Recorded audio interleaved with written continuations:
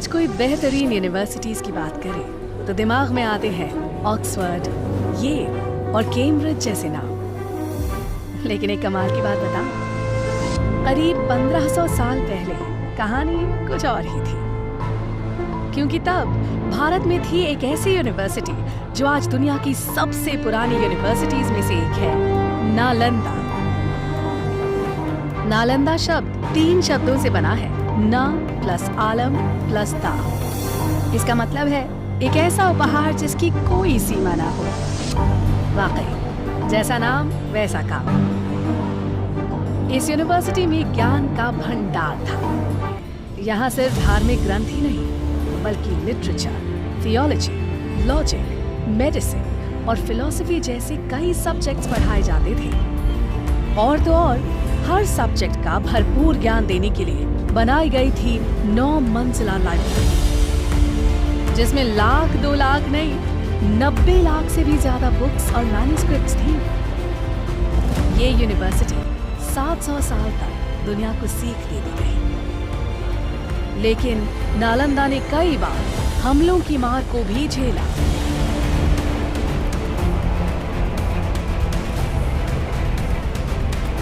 आखिरकार 12वीं शताब्दी में एक हमले में बख्तियार खिलजी ने नालंदा को जला दिया और माना जाता है कि इसकी लाइब्रेरी 3 महीने तक जलती रही और ज्ञान का वो खजाना जो संभाल कर रखा गया था धुएं में खो गया। उस वक्त जब नालंदा कई बुलंदियों को छू रही थी, वो एक महाविहार यानी विशाल बौद्ध मठ का हिस्सा थी, जिसके खंडहर आज भी 57 एकड़ में फैले इस साइट में नजर आते हैं। कुछ रिकॉर्ड्स के मुताबिक नालंदा दरअसल आम के बगीचे पर बनी थी, जिसे 500 व्यापारियों ने गौतम बुद्ध को तोहफे में दिया। पर आर्कियोलॉजी के हिसाब से नालंदा को 5th सेंचुरी बीसी में गुप्त काल में बनाया गया था। उसके बाद गुप्त काल में इस जगह का और डेवलपमेंट हुआ और ये एक विहार से 7वीं शताब्दी तक महाविहार बन चुका था। अलग अलग दौर में यहाँ कई महान टीचर्स ने पढ़ाया, जैसे नागार्जुना, बुद्धपालिता, शांतरक्षिता और आर्यदेव। और जानते हैं स्टूडेंट्स कौन थे?